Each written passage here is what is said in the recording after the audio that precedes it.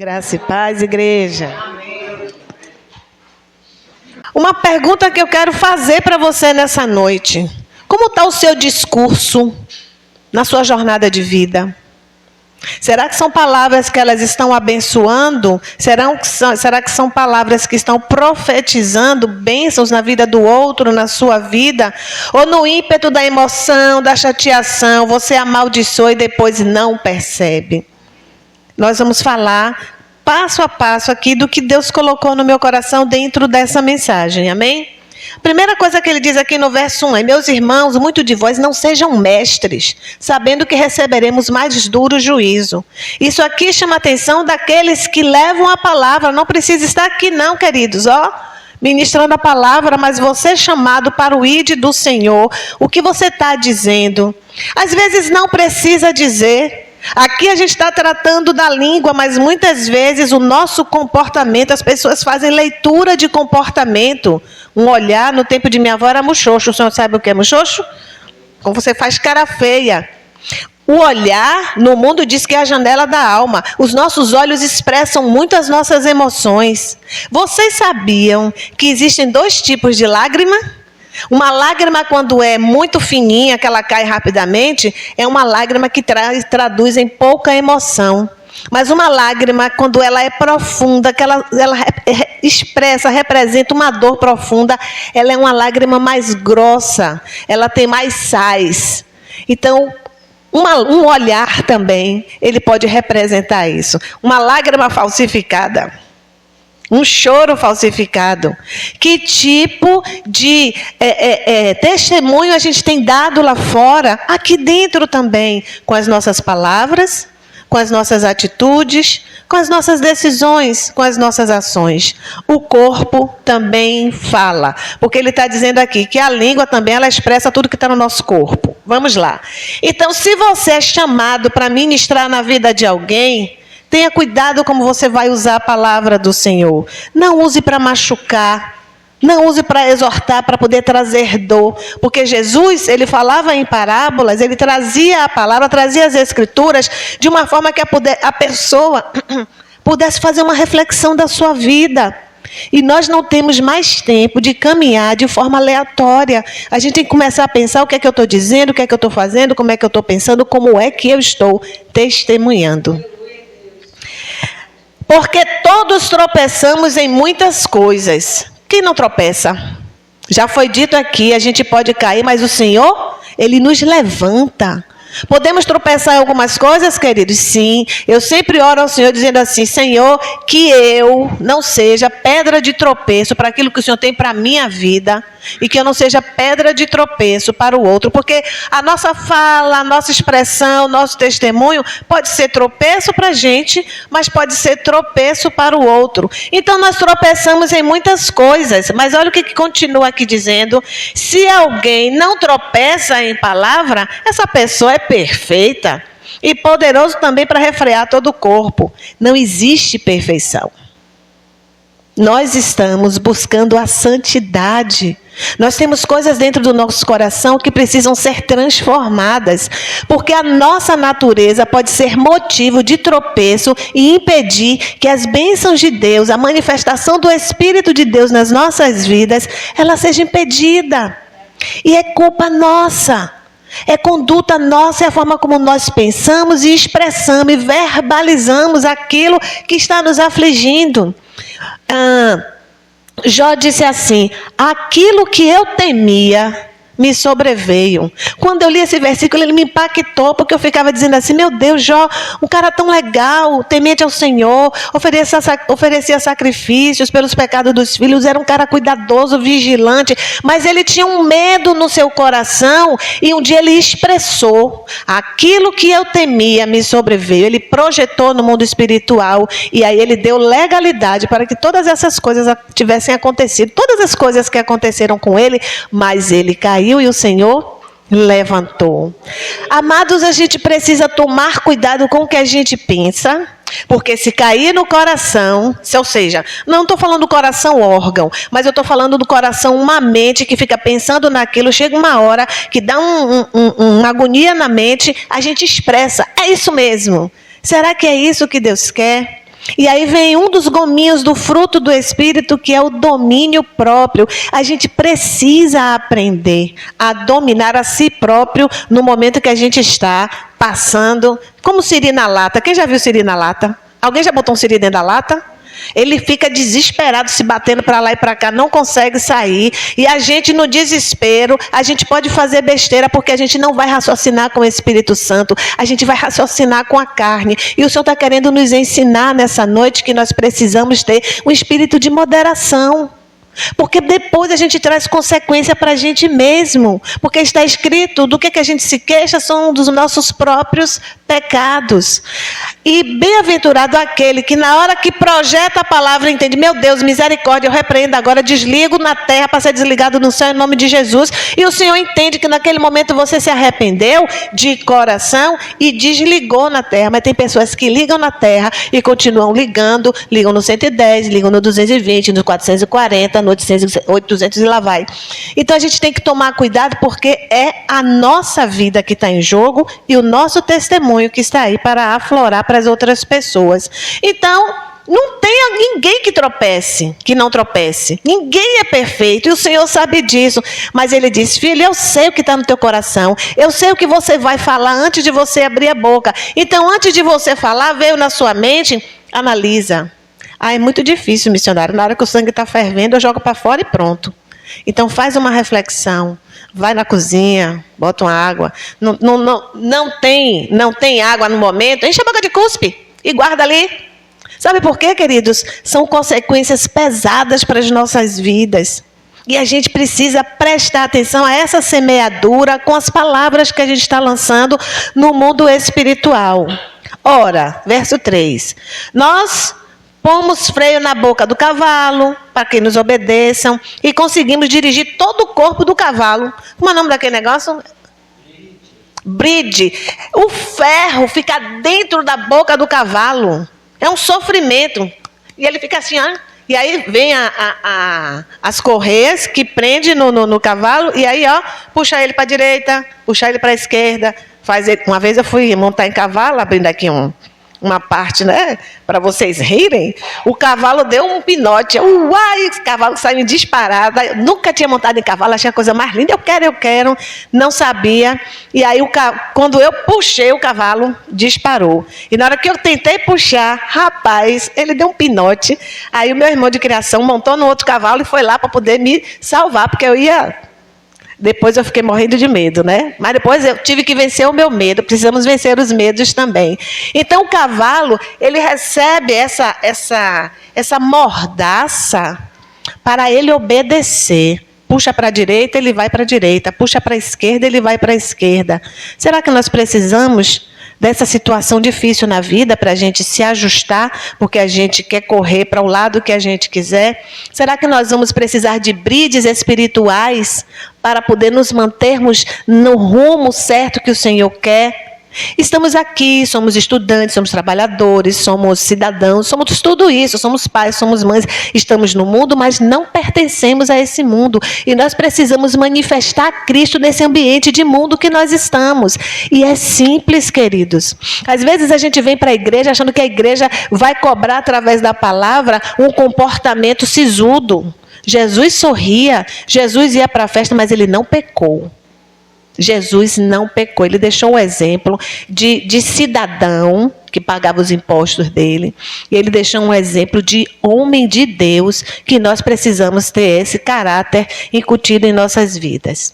Verso 4 diz assim, vende também as naus, ou seja, as embarcações, que sendo tão grandes e levadas de impetuosos ventos, se viram com um bem pequeno leme, para onde quer a vontade daquele que governa. Imagine o filme clássico do Titanic. Imagine esses cruzeiros hoje. A embarcação enorme. Lá embaixo, queridos, tem 2 hélices que vão rodando para poder impulsionar o navio, para criar um movimento de água para impulsionar o navio. E o comandante está lá, ó, com o timão. O timão lá embaixo está ligado por uma correia e tal. O lemezinho é uma coisa pequena. E faz assim, ó. E bota o navio ir para a direita, para a esquerda. A dimensão daquele navio É tão grande para um leme tão pequenininho e ali ele pode ser controlado. Às vezes a gente se sente tão grande, sou poderoso, sou poderosa. E às vezes a gente não quer ser conduzido pelo quentinho do Espírito Santo. A gente virou uma cenoura, um repolho nessa hora. Fica duro até a água vir cozinhar com bastante força para amolecer aquela cenoura, para amolecer aquele repolho. Se dê ao Espírito Santo, se derreta na presença do Espírito Santo nessa noite. Assim também a língua é um pequeno membro que gloria-se de grandes coisas. Rapaz, a língua expressa tudo que a gente é. Você quer conhecer uma pessoa? Observe o que ela fala. Observe a forma como ela expressa aquela fala. Você vai saber se a pessoa ela é mansa, você vai saber se a pessoa é autoritária, você vai saber se a pessoa é encrenqueira, você vai saber se a pessoa é tímida, você vai saber se a pessoa é humilde, porque a nossa fala faz com que o nosso corpo também se expresse e vai dizer quem a gente é.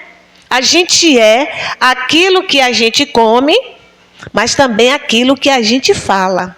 E se nós deixarmos o Espírito Santo falar por nós, meu Deus, que instrumento precioso na mão do Senhor será você e eu aqui nessa terra. E aí a língua se gloria de grandes coisas, porque a língua, ela expressa o que está no nosso pensamento, queridos. A língua expressa o que está no nosso pensamento. Mas às vezes quando a gente quer controlar a língua, a gente não consegue controlar os olhos. Ai, está falando do mesmo jeito, meu irmão. Está falando do mesmo jeito. Não, a Bíblia está dizendo para eu controlar a língua, mas aqui continua. Olha que delícia. A língua também é como um fogo, como um mundo de iniquidade. A língua, ela está entre os nossos membros e contamina todo o corpo. Você não fala? Mas você expressa. Porque a língua, ela está expressando aquilo que está sendo organizado na sua mente. Como você interpreta, como você entende, como você avalia. E o Senhor está dizendo nessa noite, eu quero que você interprete pelo meu Espírito. Qual é o problema que você está passando na sua casa? Qual é o problema que você está passando na igreja? Qual é o problema que você está passando no seu trabalho? Interprete segundo a ótica do Espírito Santo. Porque se for na sua ótica, a gente é vítima, a gente está ferido, a gente é magoado, a gente está sendo injustiçado. É natural do ser humano se colocar na posição de vítima. Eu estou machucado, eu estou sofrendo, ninguém me entende. Meu filho mais velho, amanhã é aniversário dele, gente, ora pelo meu filho Alan, tá? Amanhã ele está fazendo 31 anos. E quando ele era pequeno, ele fazia chantagem comigo, pastor. Ele vivia dizendo assim, ninguém brinca comigo. Ninguém brinca comigo. Porque ele era o primeiro filho, o segundo ano não tinha chegado. Então ele passou 4 anos como filho único. E quando nasceu o outro, ele parou com essa história. Mas ele fazia chantagem. Então ele expressava aquilo que estava na mente dele, como criança. Ele tinha uma necessidade, ele estava expressando o que a carne queria. Queria atenção, queria diversão. Mas a gente, quando está adulto, ele era uma criança. Mas a gente, quando está adulto, a gente ainda também tem esse comportamento. Ninguém me entende, ninguém presta atenção ao que eu falo, ninguém gosta de mim, ninguém me ajuda, ninguém ora por mim. Então a gente tem que pensar o seguinte, você não está vendo o que Deus está falando no coração do outro ao meu a seu respeito. Tem os mistérios de Deus que levantam pessoas para no oculto estar orando pela gente. Você sabia disso? Mas Deus está dizendo assim, não é para se vangloriar com a língua. Ah, porque Deus me levantou para orar pela vida de fulano de tal. Deus não me mandou. A língua fica se gloriando porque está dizendo, porque Deus mandou eu vim fazer, mas Deus mandou você falar? A língua não pode ter um papel de domínio sobre a sua vida. A sua mente tem que dominar a sua língua. A minha mente tem que dominar a minha língua. Porque isso contamina todo o corpo. E tem uma outra coisa, queridos. Quando diz aqui que contamina todo o corpo, a gente não vai trazer só para a visão de falar para dar um mau testemunho. Mas a gente pode falar mal de alguém. A gente pode profetizar mal na vida de alguém, mas a gente pode falar mal da gente mesmo. Então a língua pode trazer benefícios ou prejuízo para a gente ou para o outro. Isso vai depender como a gente articula as palavras na mente para poder a gente expressar. Eu já falei aqui algumas vezes e não me canso de repetir, que quando eu estou chateada com alguém, eu vou para frente do espelho e digo para Deus o que eu diria na carne para aquela pessoa, com toda a elegância e ética. E vou falando, daqui a pouco eu começo a rir, dizendo assim, o senhor sabe que eu não vou fazer nada disso? Mas às vezes a gente precisa expressar diante de Deus para não fazer isso diante dos homens, porque uma palavra lançada está lá em Provérbios, ela não volta, ela vai para o coração daquela pessoa que recebeu. E aí você fica responsável. Tem um ditado no mundo que diz assim, você se torna responsável por aquele que cativa. Então a gente tem que ser testemunho do amor de Cristo aqui na terra. Então, o nosso corpo também vai responder de forma negativa. Existem pessoas que, quando estão chateadas, eu queria que fosse com ela, para saber o que é que eu estou sentindo. Você está profetizando maldição. Se profetizares maldição, maldição então terás. Porque está escrito, querido, que aquele que é amaldiçoado é abençoado. O Senhor transforma maldição em bênção. Mas é uma semente que foi lançada. Vai para onde essa semente? Foi uma semente. O Senhor sabe que essa semente foi projetada para a vida de fulano. Mas quem lançou a semente foi Ciclano. Mas a palavra está escrita e essa pessoa, a hora diz assim, Senhor, toda maldição que vem sobre a minha vida, está escrito, o Senhor transforma em bênção. Eu faço essa oração. E aí quem lançou a maldição vai colher o fruto da maldição. Então nós não podemos amaldiçoar. Que menino preguiçoso. Que menino assim.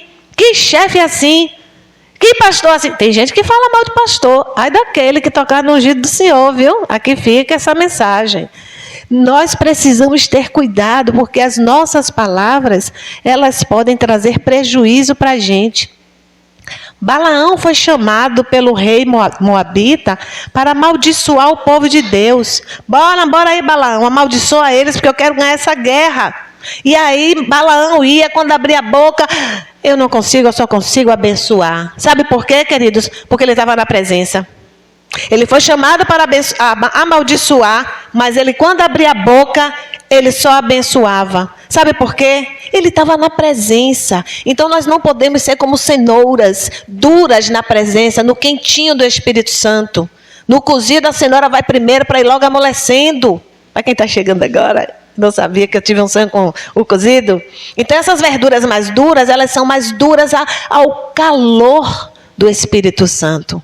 Mas quando a gente é um quiabinho verde, uma abóborazinha, rapidinho a gente se derrete na presença do Espírito Santo. Então Balaão, ele andava na presença. E com toda a dor, amados, com toda a preocupação, com todas as coisas que ainda estão por resolver, com todos os sonhos que ainda não foram executados, com todos os propósitos de Deus que ainda não chegaram na minha e na sua vida, vamos caminhar na presença. Porque nós estamos fazendo uma semeadura para as nossas vidas. A gente nunca vai semear nada para a vida do outro. A gente sempre vai semear para a nossa vida, porque por mais que você abençoe a vida do outro, você colhe esse fruto de bênção também. Então você está semeando na sua vida.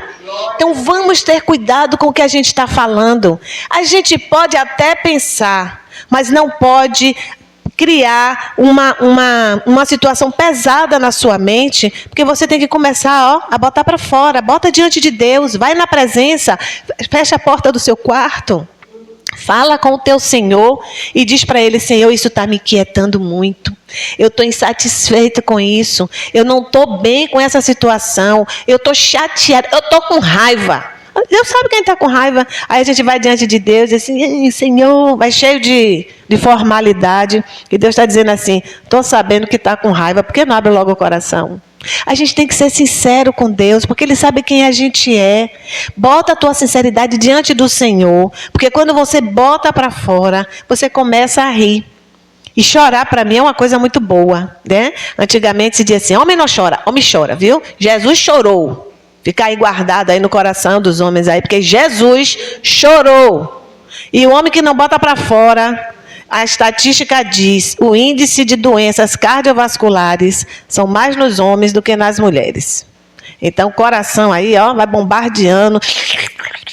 Bota para fora. Bota para fora na presença do Senhor. E aqui ele coloca aqui no verso 7.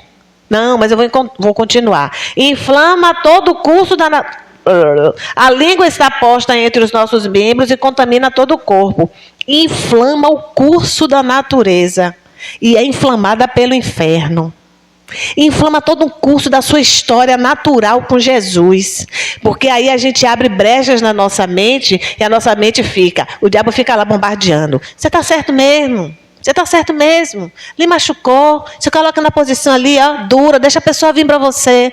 E eu ministrei no domingo, eu ministrei sobre o perdão. Todas essas coisas, elas estão vinculadas, queridos. Então, a gente fica inflamando o curso da nossa natureza, achando que está inflamando o curso da natureza do outro.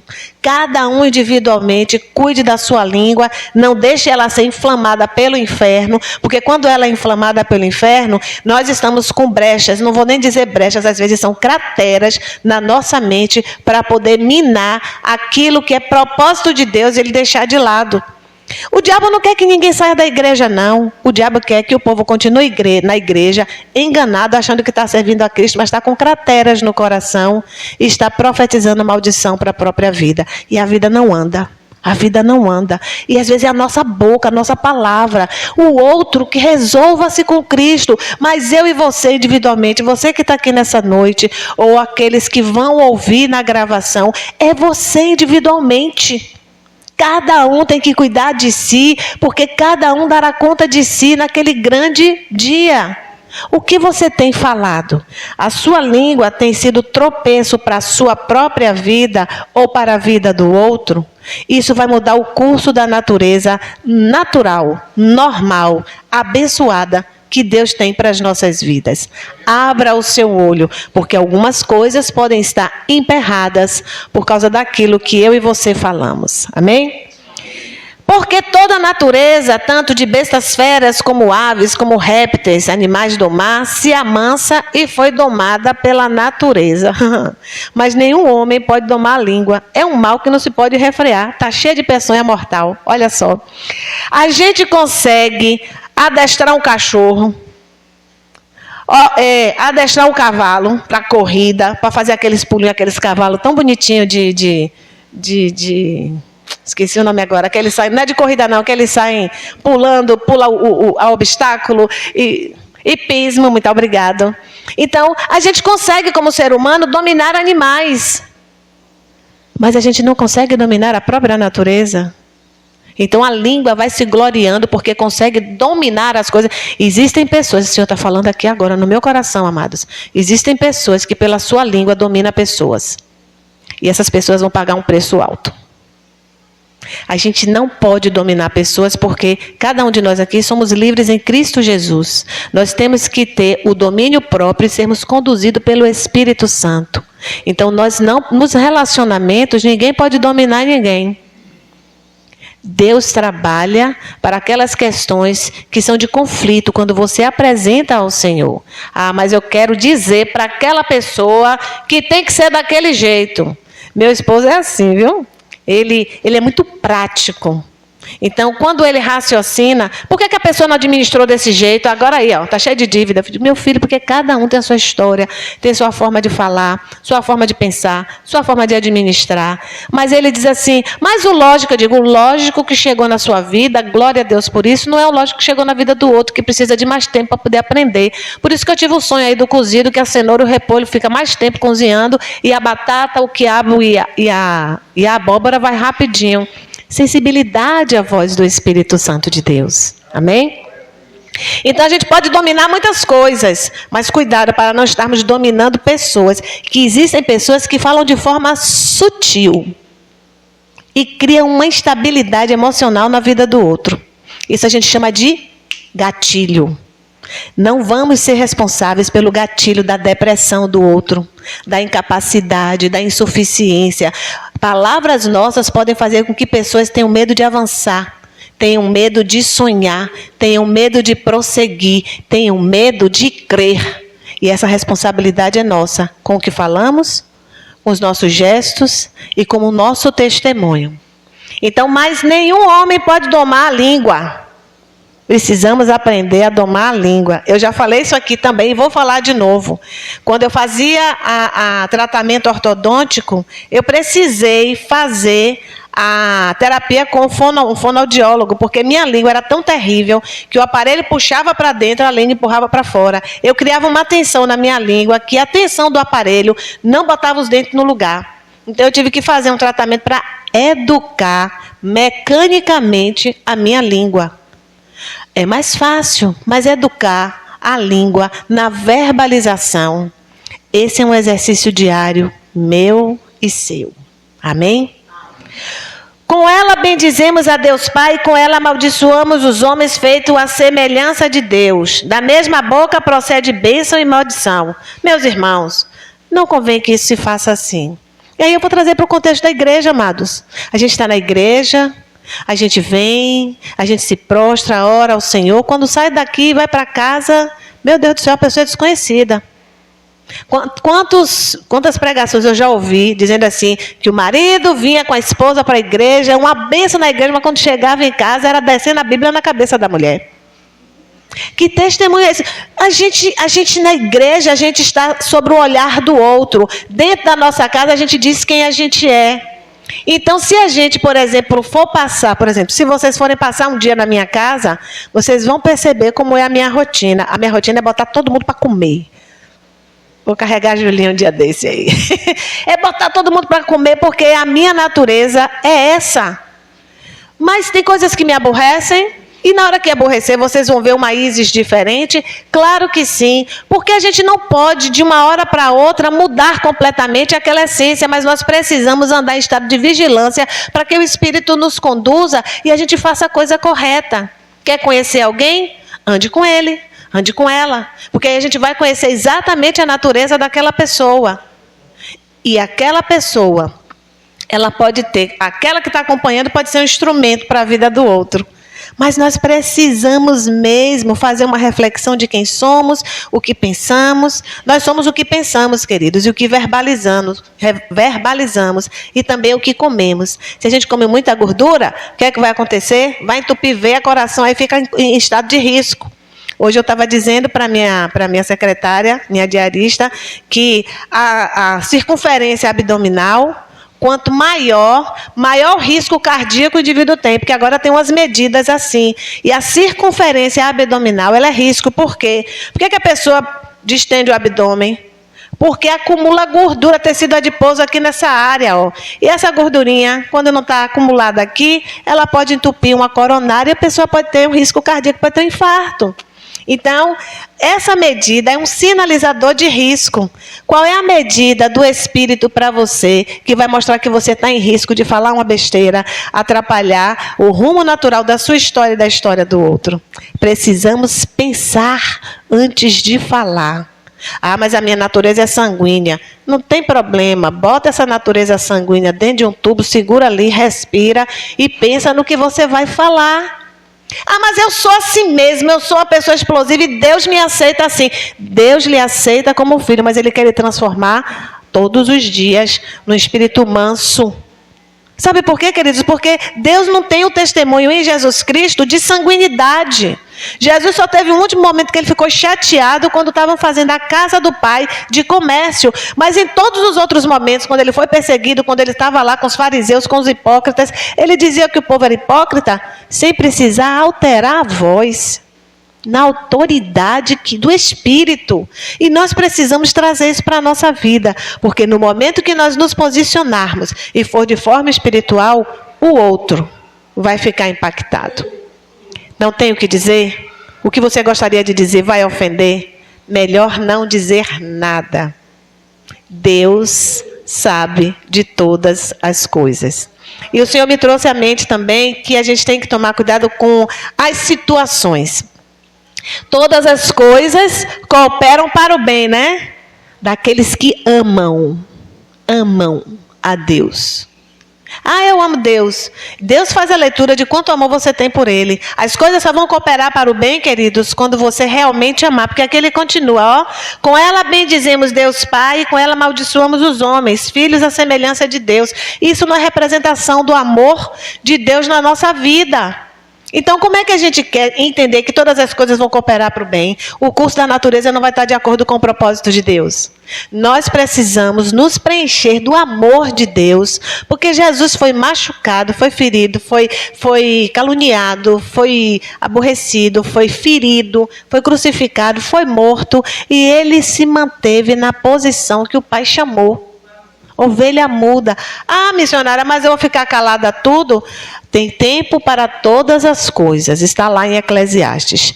Tempo de falar e tempo de calar. Pergunte a Deus qual é a hora de falar e o que tem que falar. Pergunte a Deus qual é a hora de calar e o que está na sua mente para você arrumar e você sentir paz diante daquilo que você está vivendo. A Bíblia, queridos, ela está cheia de orientações para a nossa conduta, para o nosso caráter. Ele é o caráter de Cristo e nós sermos beneficiados na terra com as bênçãos do Senhor que já estão liberadas no mundo espiritual e a gente não toma posse porque a gente ainda é uma cenoura dentro do cozido.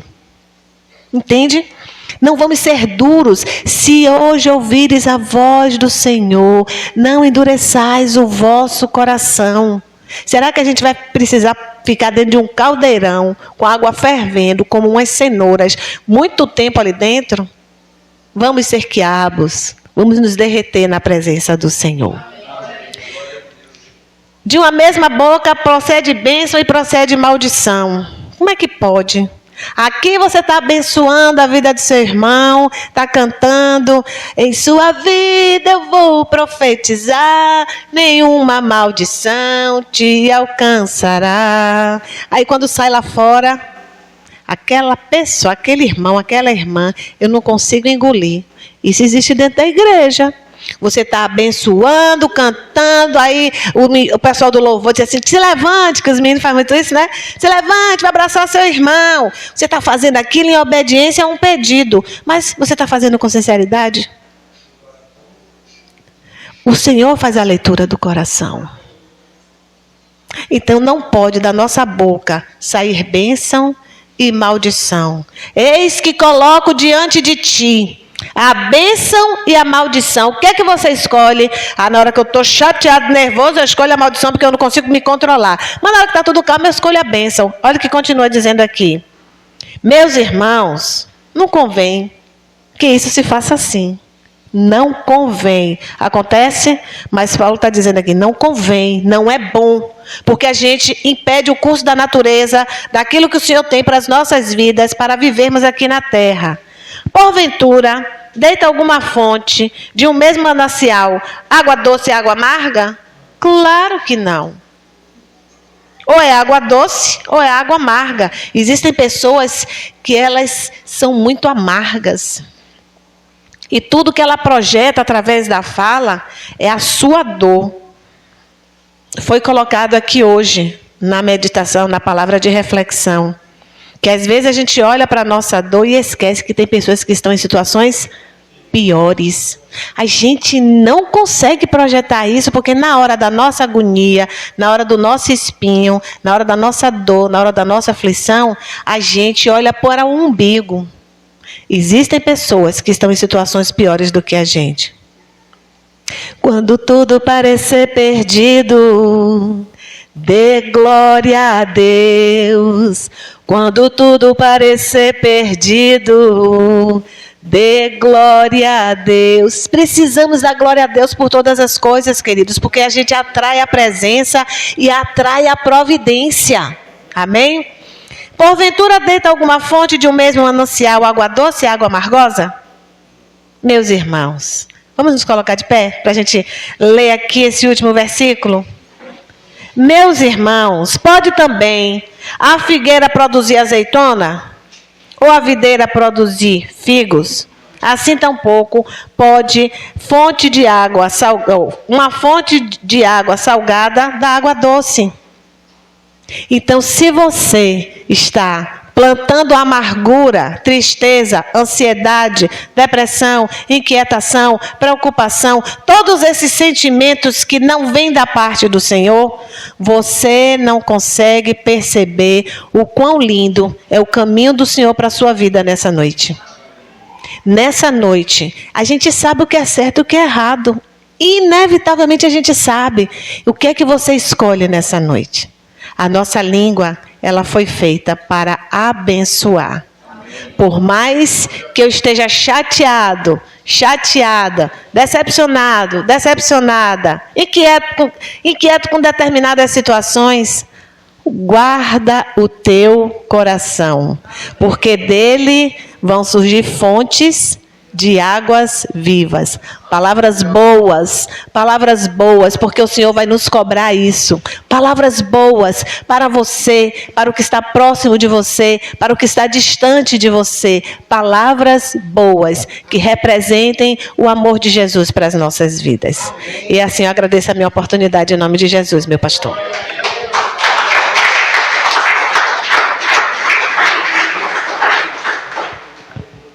A pastora